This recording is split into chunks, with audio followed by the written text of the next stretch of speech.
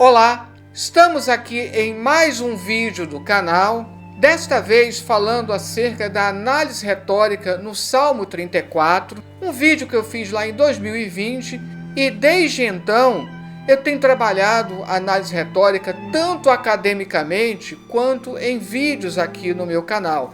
Tanto é que eu tenho uma playlist somente de análise retórica. E foi a partir desse estudo lá em 2020 que agora um artigo acadêmico, cujo link eu deixarei aqui na descrição. E esse vídeo terá uma continuidade no outro sábado, já que ficou longo, já que é um salmo grande. Não deixe de se inscrever no canal, deixe o seu like, deixe também suas sugestões, comentários, dúvidas e não deixe de assistir o vídeo até o final, após a vinheta.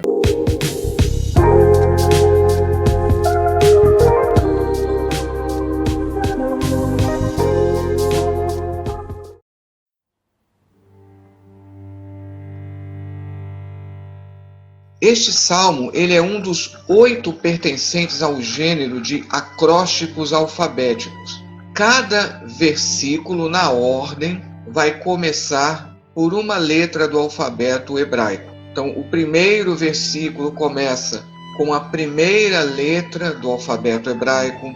O segundo versículo começa com a segunda letra do alfabeto hebraico e assim por diante. Embora se possa perceber um salmo de ação de graças, composto como oração em prol de livramento das tribulações ouvida pelo Senhor, por Adonai, a parte final do salmo, versículos 11 ao 23, ou na nossa numeração, do versículo 10 ao 22, tem as características gerais de uma poesia sapiencial. Essa é uma peculiaridade do Salmo 34. Ele junta num só uma petição, uma oração para livramento e, ao mesmo tempo, uma lição de sabedoria. Há ainda duas peculiaridades compartilhadas com um desses salmos acrósticos, que é o 25. A aparente supressão do verso com a letra Vav, mas que ela vai aparecer lá na frente, como também aparece no Salmo 25, e a repetição ao final de um verso com a letra P. O principal termo neste salmo é o tetragrama sagrado, que em nossas Bíblias elas traduzem como Senhor. São essas 4 letras que representam o nome sagrado de Deus. Ele aparece 16 vezes, mas nós temos outros termos importantes. Vamos perceber a insistência do termo kol, que nós traduzimos como tudo, todos, toda, vai aparecer ao todo 8 vezes. Também a importância do adjetivo tov, que significa bom, bem, vai aparecer 4 vezes. A raiz chamar, que também vai aparecer 4 vezes, que ela significa ouvir. Ainda temos yare, temer, que aparece 2 vezes. E a raiz natsal, livrar, que aparece 3 vezes. Ainda temos importantes termos que aparecem 2 vezes em pontos estratégicos do Salmo, ou seja, que vão aparecer justamente nessas 2 divisões. Darash, investigar, buscar, essa raiz aqui. A raiz rassá, sentir falta, ter carência. E achar, salvar. Nefesh, alma. E tsará, atribular ou trazer tribulação, tormento. Então isso confirma que de fato esse salmo está dividido em 2 partes.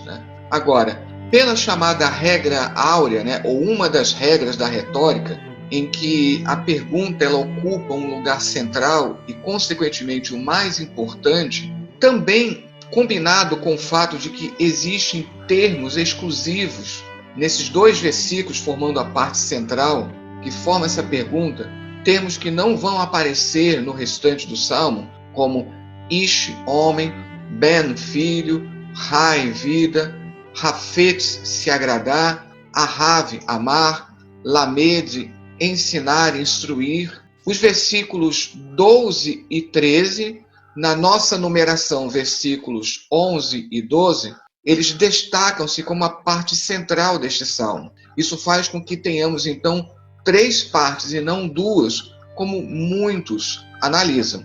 O Salmo estará estruturado então da seguinte forma: a primeira parte, que vai dos versículos 2 ao 11, ou 1 ao 10 na nossa numeração, ela está subdividida em 3 subpartes, ou 3 trechos. Aí você tem a segunda parte, a parte central, e a última parte, dos versículos 14 ao 23, ou do versículo 13 ao 22, está também dividida em 3 partes. Logo aqui no título, que em nossas traduções ela não recebe uma numeração. Esse título em negrito que vem acima, ele foi colocado pelas editoras. Não faz parte do texto na língua original. O título original é esse aqui. Então, o título coloca assim: de Davi, quando alterou seu comportamento diante de Abimeleque. Então, este expulsou e ele foi-se. Aqui há uma relação com o incidente de Davi com o rei Aquis em 1 Samuel 11:16. Quando aqui diz que ele alterou o seu comportamento diante de Abimeleque, isso nos faz lembrar um episódio que acontece lá em 1 Samuel, capítulo 21, no versículo 11. Pelo que se contrafez diante dos olhos deles e fez-se como doido entre as suas mãos, e esgravatava nas portas do portal e deixava correr saliva pela barba. E aí no capítulo 22 mostra o chamado contexto de partida. Então Davi se retirou dali e se acampou para a caverna de Adulão. Voltando lá então no Salmo 34, o que se estranha é que a descrição bate com o que nós vemos ali em 1 Samuel 21, mas aqui fala de Abimeleque, quando ali fala de Aquis. E o mais estranho é que parece o conteúdo do Salmo não parece ter relação com este fato aqui. O que acontece é que comportamento, ela é da raiz ta'am, essa raiz aqui, que é a mesma que aparece no versículo 9, ou versículo 8 na nossa numeração. Aparentemente, essa é a conexão que se faz entre a descrição desse fato e o conteúdo próprio do Salmo. Com relação a Abimeleque, é provável que seja não um erro de escriba, como Gerstenberger, esse autor, pressupõe, mas seria melhor entendido como um título honorífico dos reis filisteus. É o que se pode concluir comparando lá com Gênesis 20 e 26. Embora diacronicamente, ou seja, analisando o contexto histórico, seja um problema até hoje não resolvido pelos teólogos, essa menção dos filisteus lá no livro de Gênesis. Mas, de qualquer forma, fica aberta a possibilidade de que Abimeleque ali seja um título real, assim como era Faraó no Egito.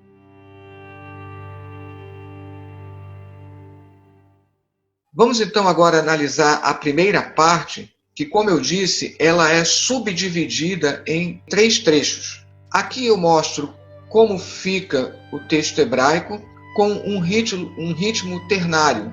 Veja que cada linha ela consta com 3 palavras ou conjuntos de palavras. E aqui eu deixei destacado em vermelho, observem aqui, está em vermelho justamente as letras em ordem alfabética do hebraico. Então, o versículo 2, que é o primeiro versículo na nossa numeração, começa com a letra Aleph, está aqui. Depois, o versículo 3, que é para nós o versículo 2, começa com a letra Bet, está aqui, destacado. E o versículo 4, o versículo 3 para nós, começa aqui com a letra Gimel.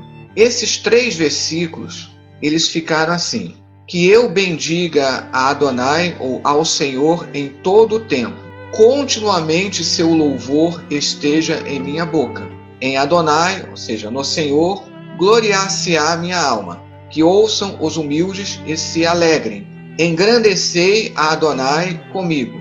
Exaltemos seu nome juntamente. Então aqui nós temos esse trecho, ele por sua vez se divide também em 3 segmentos que, como são formados por 2 linhas, nós chamamos de segmento bimembre ou bimembro. São 3 segmentos bimembros com um paralelismo. Aqui, nesse último versículo, vamos perceber que há um paralelismo perfeito. Engrandecei a Adonai comigo, exaltemos seu nome juntamente. Engrandecei corresponde a exaltemos, a Adonai, embaixo aqui seu nome, e comigo juntamente. E no centro, você tem aqui, em Adonai, ou seja, no Senhor, gloriar-se-á a minha alma, que ouçam os humildes e se alegrem. Indo agora para a segunda subparte, novamente eu coloco aqui o destaque em vermelho das letras do alfabeto hebraico. Lá no início falamos que muitos comentaristas salientam que falta a letra Vav.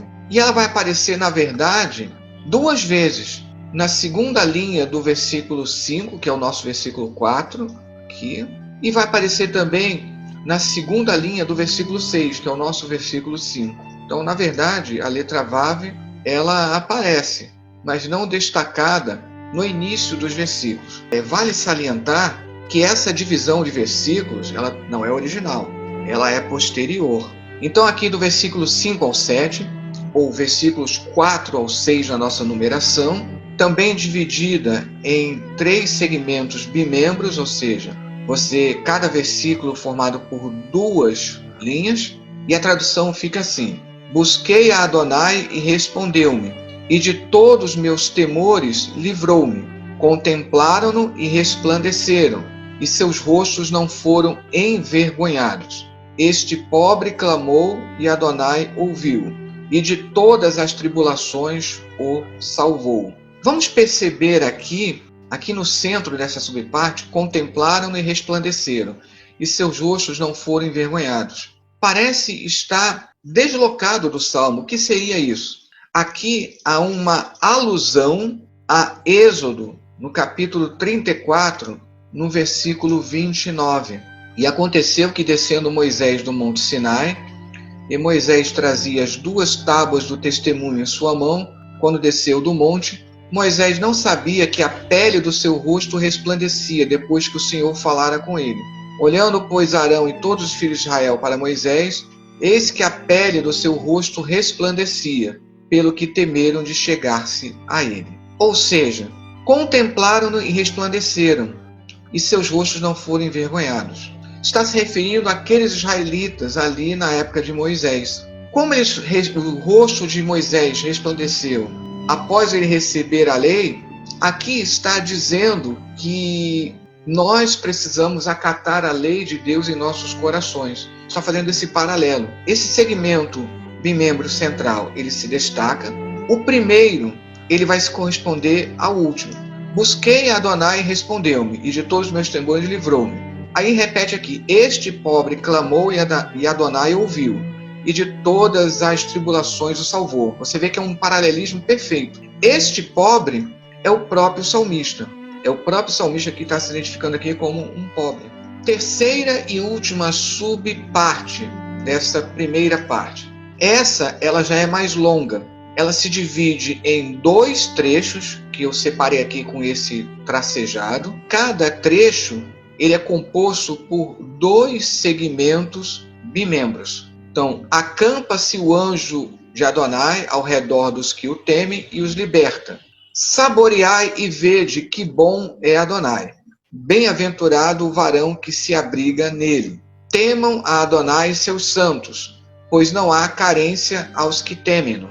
Os leõezinhos empobrecem e têm fome, mas os que buscam Adonai não carecem de nenhum bem. Aqui fala do tema do anjo de Adonai se acampando ao redor. Esse versículo é muito descrito, é muito citado, é um dos versículos mais conhecidos nesse salmo. Agora, um detalhe bem curioso é aqui. Nas nossas traduções, vem assim: provai e vede que o Senhor é bom. Provar parece o sentido de colocar à prova, mas aqui no hebraico é saborear. Saboreai e vede que bom é Adonai. Como aqui está falando também da questão de carência e não ter fome, isso seria um eco, ou seja, uma alusão muito sutil lá no Êxodo ao fato de que Deus ele providenciou o maná no deserto. Daí a utilização de saborear. Aqui também nós temos duas citações no Novo Testamento. Mateus 19, 17, Jesus vai se referir de maneira também sutil a essa passagem. Quando há aquela passagem do jovem rico, né, ou do mancebo de qualidade, como algumas Bíblias colocam, não há bom senão um só, que é Deus. Se queres, porém, entrar na vida, guarda os mandamentos. Há também uma menção lá na primeira carta de Pedro, no capítulo 2, no versículo de número 3. Deixando, pois, toda malícia e todo engano e fingimentos e invejas e todas as murmurações, desejai afetuosamente como meninos novamente nascidos o leite racional, não falsificado, para que por ele vades crescendo. Aí no versículo 3, se é que já provastes que o Senhor, ele é benigno.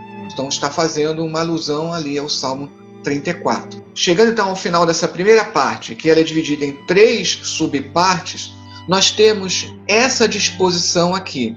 Começa lá na primeira subparte com um louvor pessoal a Deus. Voltando aqui, lá nos 3 primeiros versículos, que eu bendiga ao Senhor, engrandecei, exaltemos, tudo isso fala de um louvor, o louvor do próprio salmista.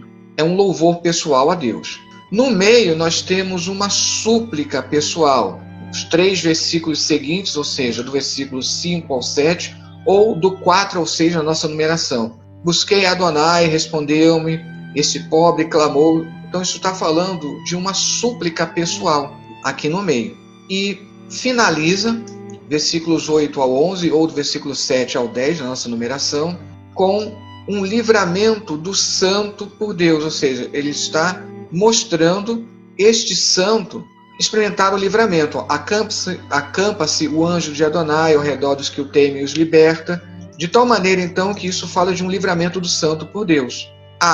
O louvor pessoal a Deus corresponde na subparte final à linha com o livramento do santo por Deus.